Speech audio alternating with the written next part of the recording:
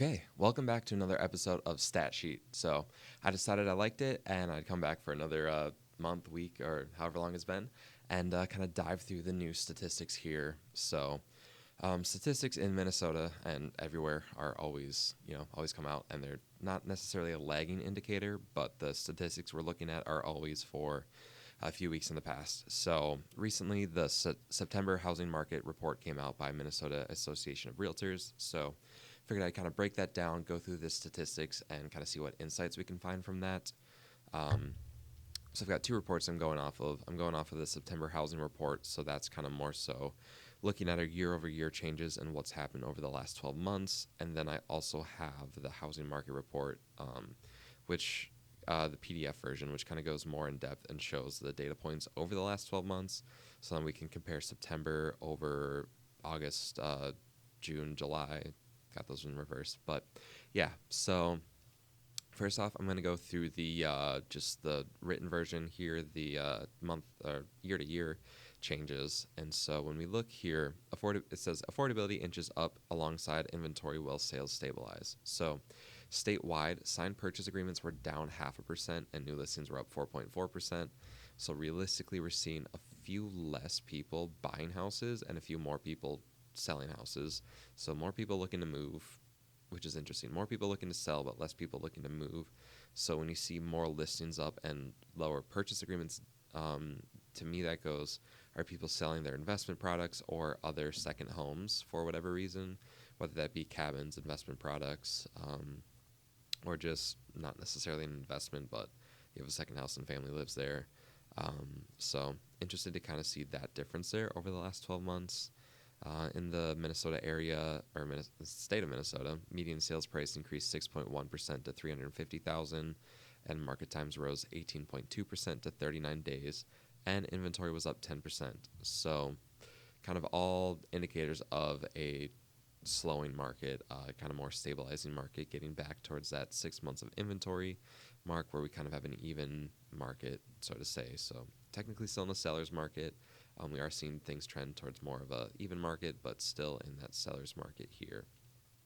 And so, in fact, statewide sales have actually hit their lowest level since 2011, which I find that being very interesting. So, in the last 13 years, populations just keep increasing and increasing, but despite that, our sales are still at the lowest level that we've seen in the last 13 years. I'd be curious to kind of see it compared to 2008, but I unfortunately don't have that data right in front of me. But could be something I dig into at some point in the future. Let's dig through this here. So when we're looking at kind of areas and the different price segments, every segment is a little bit different. And with interest rates kind of going up and down, we've seen a lot of changes in the lower price points because those are the guys that are typically most affected. The price point that is the least affected is the $1 million plus price range, so luxury price range. And we've seen that sales have risen by 16.8% over the last 12 months. So we kind of see that, and I would assume that the cause of that is when you have out-of-state buyers relocating and they're selling their $3 million house in California and they're moving to Minnesota to buy a $2 million house that's just the same size. That's fine for them. They're downsizing. They're spending less money and getting the same thing, so rates don't really affect them as much, and they're probably saving a little bit of money in that scenario. So that's kind of why you see that increase in the higher price point, but in the $200,000 to $300,000 to $400,000 price range, where a 1% increase or decrease in interest rates really affects the payment, like that could be a 10% swing in the payment, then those people are affected the most, and so as rates kind of yo-yo, we see that, unfortunately. Here, it looks like statewide sellers have accepted offers 97.7% of list price, but in the metro it's 98.5%, so showing that the metro has a little bit stronger of a market here for sellers, despite the fact that it may be more oversaturated, but just in general, a lot more listings in the area. So sellers are still taking less than list price, though, which is interesting because over the last good stretch of years, buyers and most people are conditioned to having a at list price or above list price offer, but we're seeing that that's not the average anymore. On average, you list your $300,000 house, you're getting an offer of about $295 on that, or you're accepting an offer of $295, and you're sitting on the market about 20% longer than you were last year. So that could be my guess is an average probably 31 to 33 days on market. So things are definitely slowing down. It's not the 2021 market where it's list your home, sell it in 6 hours for 40 grand above list price. Now it's kind of take a little bit more time, be a little bit more strategic, have, advanced marketing plans and do anything and everything you can, but it still might not be a 6 hour sale. It might be more of a 3 week kind of thing. But, just because the market has changed doesn't mean that it's a scary market or anything's bad by any stretch of the imagination. It's just not a wild amount of buyers looking to buy anymore because interest rates aren't crazy low. And so, speaking of interest rates, when we look at affordability here, rates have changed a lot, but over the last year, they actually came down a little bit. I believe, actually, let me fact check myself. Mortgage News Daily, because I can get the exact numbers here. Unprepared host, goddamn. So today, the average 30-year fixed rate is 6.85%. So rates had come down for a little bit earlier, but then they just kind of shot back up again, which is always fun to watch them do that. But we'll see here. So 2023, around this time, rates were 7.68. So yeah, rates have come down almost a whole percentage since last year, which is amazing to see. But even though that rates have come down, we're still seeing a little bit of slowdown of things, which is interesting. With the election being in now like 2 weeks, I think we, at least in this time right now, which I guess is what we're looking at, things have slowed down. I personally have heard a lot of people saying that they're waiting until after the election to go decide what they're doing with real estate. I'd assume more people out there also feel that way. Generally, this time of year, as I kind of broke down in the last video, we're entering that time of year where prices and sales are at their absolute lowest. So we're running into just kind of a weird time. Rates are lower, but sales and prices are also lower, which, they generally have a negative correlation. So they're going opposite directions there. But, I think, like I said in the last video, I think right now is a generally good time to buy because, we just saw on average you're getting 98.5% of original list price. And so rates have come down since last year too. So at least in comparison to the last 12 to 18 months, right now I think is a pretty opportune time to buy. Over the next 12 to 18 months, who knows? We don't have a crystal ball, but at least when we're retroactively looking, right now seems like a decent time. But it will be interesting to kind of see what things do after the election. Is that going to bring a lot of buyers into the market, or is that going to keep things the same, or is maybe are less people going to be buying? Hard to say. I have no idea, but I will be very curious to kind of see what comes of it in the next 2 weeks, and then hopefully we'll have something to report on in the next month here. But I kind of got off on a tangent there. So I was going to talk about affordability because one of the things that stood out to me in this report is that the median mortgage payment in the Twin Cities area has risen from $1,750 in 2021, so when rates were 3% and prices were about 40% lower, to now $2,750 a month. So $1,000 increase in your average mortgage payment over the last 3 years, which not ideal, but unfortunately that's kind of just the world market that we're in. A lot of different things led up to that, and that's kind of a whole video in of itself. But essentially, rates came lower, and because rates were lowered by a bunch, people are either able to refinance and then just stay in their home and have a much lower payment, or they're able to go buy a house for hundreds of dollars a month cheaper than they could have before. And so that kind of created a buying frenzy because it's almost like free money, right? Your house that was $2,000 a month is now $1,400 a month. And so because of that, because everyone was able to save, call it $500 a month on their mortgage, they were able to go then offer $500 a month more on the house. And if you offer $500 a month more on a house, that's about $80,000 more. So if you think about that, if everyone is then given $80,000 more of buying power, then the average price is going to really run up, and maybe not go up $80,000, but even if it goes up half and it goes up $40,000, when the average price point is probably about $300,000 at the time, that's a 12% increase, and that's about what we saw. 2021, 2020 were about 12% increases. 2022 was a 5% increase. 2023 was about a 3% increase. This year looks like it's trending to be somewhat similar. We look here, states median price was up 6.1%, and the metro median price was up 2.4%. That generally falls a little bit towards the end of the year, so we might end at about 2% appreciation this year, um, which again is also interesting to see and encouraging because even though sales are down, prices are still up. Like we have more listings, listings are selling for less than their list price, and we have less purchase agreements going in, but prices are still going up. So showing that we still have like a desirable market, whether that be people moving from out of state or that be just people seeing the value in properties here and just seeing the value of home ownership, or a combination of those two things mixed with renters kind of moving out and starting to get into home ownership. I read a statistic a few months back that said on average about 80% of renters want to own a home, just not everyone can afford to own a home. I believe probably 22% can own a home. Owning a home is a lot more affordable than it can seem on paper, so um, it's kind of hard to determine those numbers specifically, but I think it's really encouraging to see that 80% of renters want to own a home because, I mean, I think that's really important for the real estate market and just everyone in general. I think owning a home is really important, and it's great to see that a lot of people want that, and I think that's just going to support the real estate market going forward. I think that also supports the argument that once interest rates drop to a more kind of get in the fives, that I think a lot more people, especially renters, are going to be looking to move. So a lot of kind of encouraging things to look forward to in the real estate market. And just for me, for someone who likes statistics, a lot of interesting things to hopefully come up in the next few months here.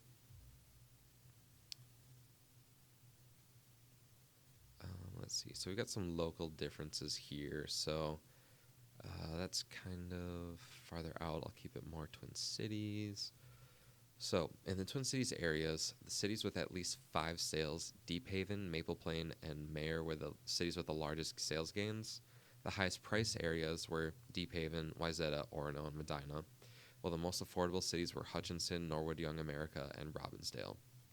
The areas with the largest increases in sales price were Deep Haven, Orono, and Little Canada. The most oversupplied markets were Centerville, Hanover, and Wayzata. The most undersupplied markets were Circle Pines, Crystal, and New Hope.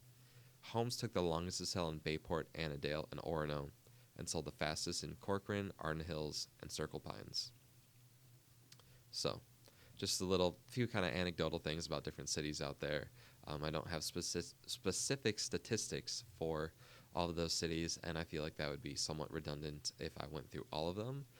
So I'll just kind of continue going through the whole Minnesota statistics here. So when we look at the last year-over-year changes in the state, new listings are up 4%, pending sales down 0.5%, closed sales down 13.5%, which is pretty significant. Median sales price up 6%, days on market up 18%, percent of list price received down 0.7%, inventory up 10%, months of supply also up 10.7%. So a couple significant numbers there. I mean, closed sales being down 13% is kind of wild to me. I mean, sales price went up 6%, but closed sales went down 13%. I mean, that's a big gap. That's a lot less people buying a house, but a lot more people buying houses. So something that I haven't looked into real statistics on, but something that they mentioned in this report is that wages are increasing faster than home prices, which I thought are interesting because I just feel like I haven't heard too much about that anecdotally. But that could explain why sales prices gone up 6% despite the fact that closed sales has gone down. Maybe people have a little bit more money this year and people are going into a house and buying and they're able to afford more. So despite the fact that we're getting less on that listing price, people are maybe listing high or kind of listing with summer prices or last year's pricing in mind. And we're not getting the list price that we priced at, and mainly because we're on the market for an average of 39 days. But we're still getting higher prices, and prices are still going up. So, like I said earlier, I think that's encouraging for the market because in that scenario, kind of what I'm thinking there, that maybe means that we're having higher wages. So we're able to get paid more. People are getting paid more in the state, and then the housing market is going up. So, and it's not going at like a crazy pace. I mean, 6% is a little bit higher than average. When you look in the metro, it's 2.4%, Minneapolis being 2.7, St. Paul being 1.8. So, I mean, 6.1, a little much. 2.4, I think that's very palatable because if you're a first-time home buyer sitting on the sidelines and if you have to say wait for 1 to 2 years to get ready to buy a house, prices going up 5% isn't going to leave you in the dust. If you were a buyer in 2019, prices going up 20% in 2 years is going to leave you in the dust, probably. So we don't have to worry about that as much, or probably ever. Which is a really good thing. So I think these are all encouraging numbers for this real estate market here over the last 12 months. And now I'm going to go into the PDF here and kind of break it down month by month.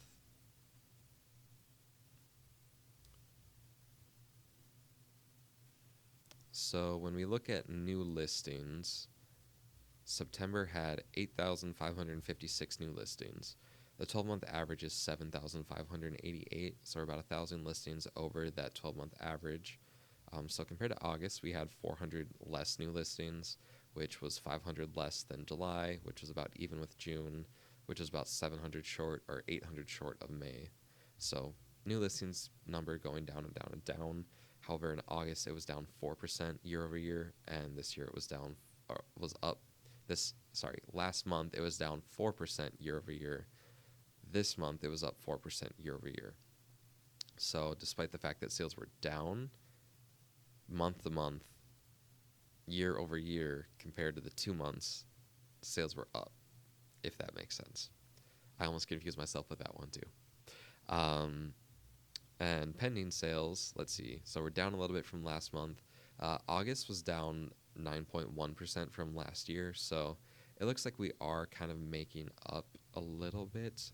Months where we had a higher increase were December, January, February, March, April. Then pending sales were down May, June, July, August. So interesting. Less sales going on this summer, but more going on in the cold. I'll have to think on that one for a second, because I'm just trying to think, like, why is that, I guess. But, those are the years over.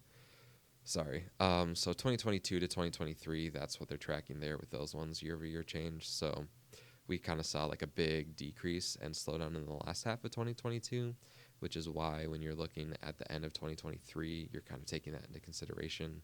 So that, that's kind of why I got confused there. Now we're looking at closed sales.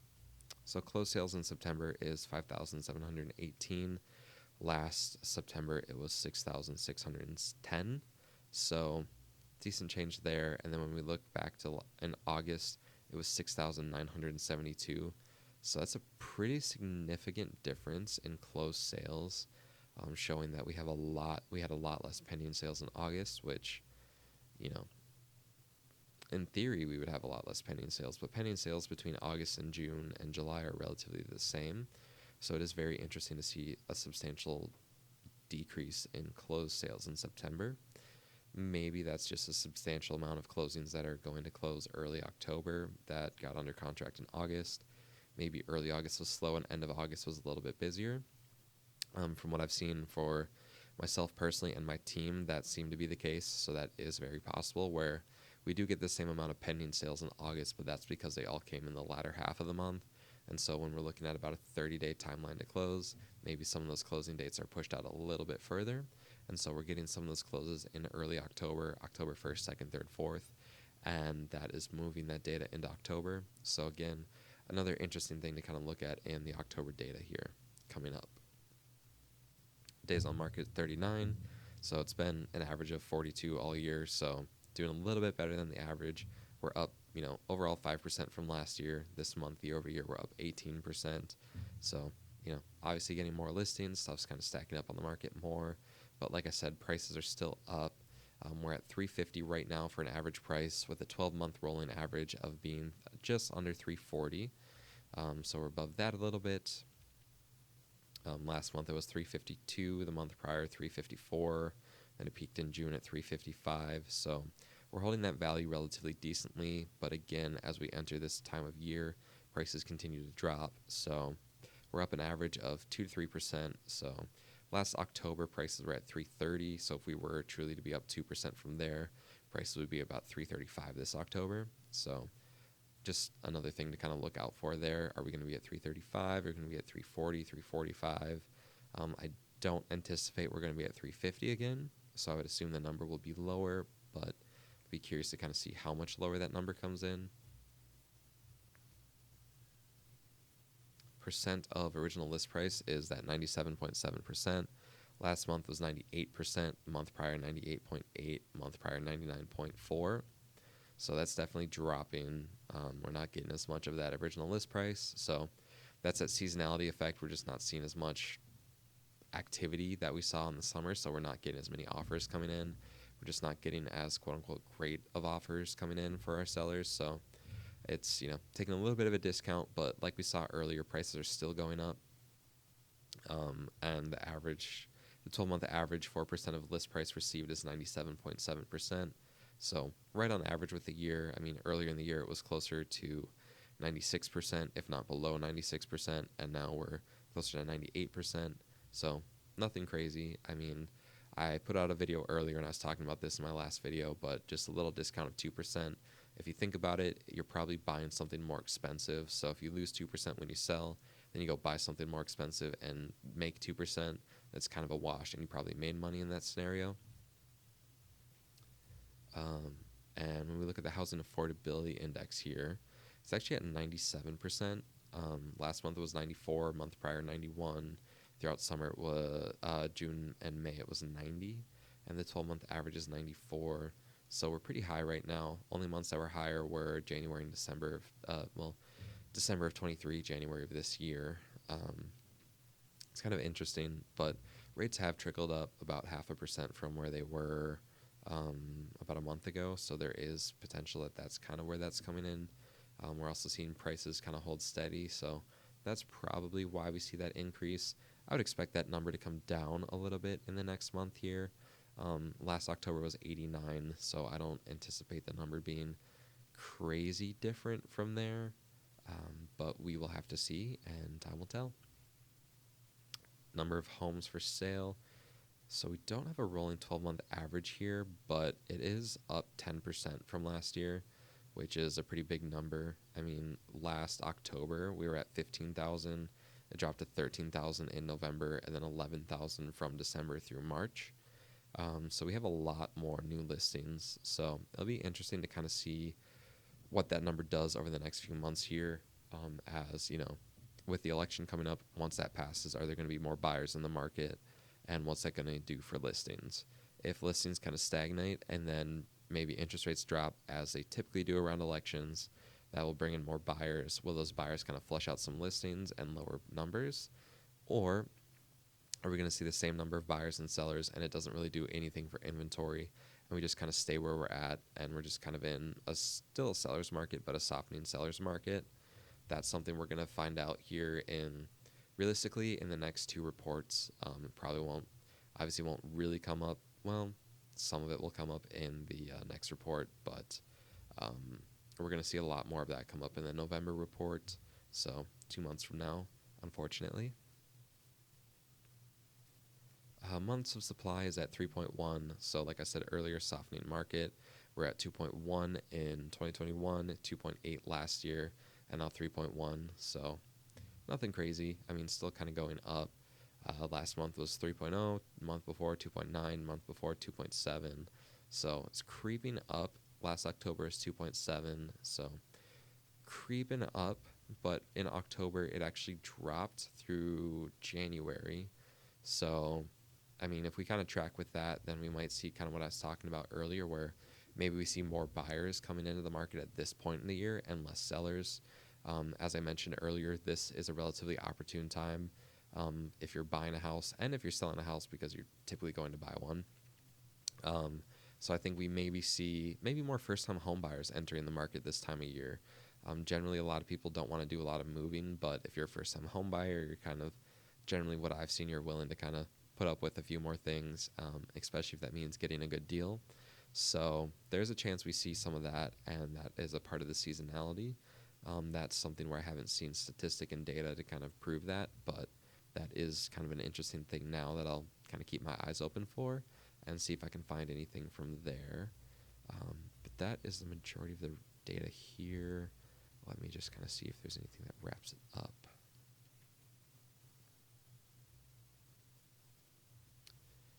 Yeah, that's kind of everything there. So, kind of went through all the statistics from this month.